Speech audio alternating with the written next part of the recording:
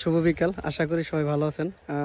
Office থেকে ফিরতেছিলাম, রাস্তার পাশে দাঁড়িয়ে পড়লাম। বিশাল রবি শস্যর মাঠ, সুন্দর বিকাল। ভাবি আপনাদের সাথে একটু কথা বলি, একটা আইডিয়া মাথায় ঘুরতেছে, একটু শেয়ার করি আপনাদের সাথে। বাংলার যে প্রবাদ এবং খনার বচন আছে, এগুলো কিন্তু আপনার একদিনে তৈরি হয়নি। এগুলি আপনি শত বছর, মানে কিছু ব্যাপার ঘোচার পরে মানুষ যখন খেয়াল করছে, তখন এটার উপর একটা কথা দাঁড় করিয়ে দিয়েছে। তেমনিভাবে বাংলা একটা প্রবাদ আছে যে মানিকে মানিক চেনে, শুয়োরে চেনে কচু। মানে এটা যদি আমি খুব স্বাভাবিকভাবে বলি, যে ভালো মানুষগুলি বা যোগ্য সম্পন্ন মানুষগুলি তাদের ওই ক্যাটাগরি বা ওই লেভেলের মানুষগুলির সাথেই চলাফেরা করে। আর যারা খারাপ, শুয়োর বলতে এখানে খারাপ বোঝানো হচ্ছে যে তারা ওই দিন শেষে খারাপ মানুষের সাথে চলাফেরা করে।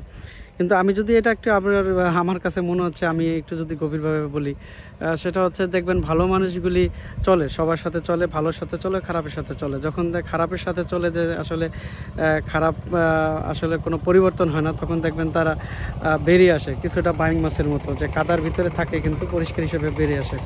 কিন্তু খারাপ মানুষগুলি যেটা করে, সেটা হচ্ছে ভালো মানুষের সাথে চলে, কিন্তু তাদের সাথে কোপ আপ না করতে পারে বা অ্যাডজাস্ট করতে না পারে, সেখানে পরিবেশ বা সিচুয়েশন বা সব কিছু নোংরামি করে তারপর তাদের দলে গিয়ে পড়ে। আমার কাছে তাই মনে হয়।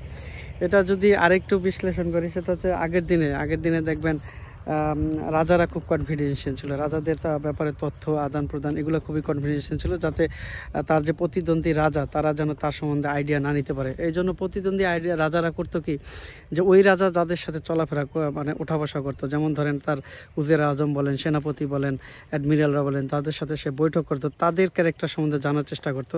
এর মাধ্যমে রাজার চরিত্র সম্বন্ধে জানার চেষ্টা করতো। এটা মডার্ন সাইকোলজিতে যেটা হলো, যে তারা একটা কনসেপ্ট দিয়ে দিল, যে একটা মানুষকে বোঝা যায় সে কীরকম তার বন্ধুবান্ধব রাখে, বা তাই কার সাথে ওঠা বসা করে।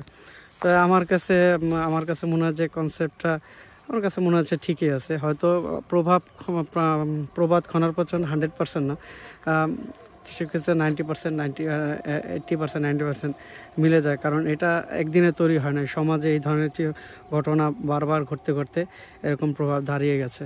সো আমার কাছে মনে হয় যে প্রভাব খনার পছন যদি আমরা 100% না বানি, 80-90% বোঝা যায়। কারণ সোসাইটি রিসাইক্লিং বলেন আর বলেন যে রোমিং বলেন, মানে ঘুরে আসে, একটার পর একটা ঘুরে পরে একই জিনিসের ভিতরে মানে আমরা ঘুরে আসি। এজন্য মনে হয় যে প্রবাদ এর কথাবার্তা কিছুটা মিলে যায় অনেক কিছুর সাথে। ধন্যবাদ সবাইকে।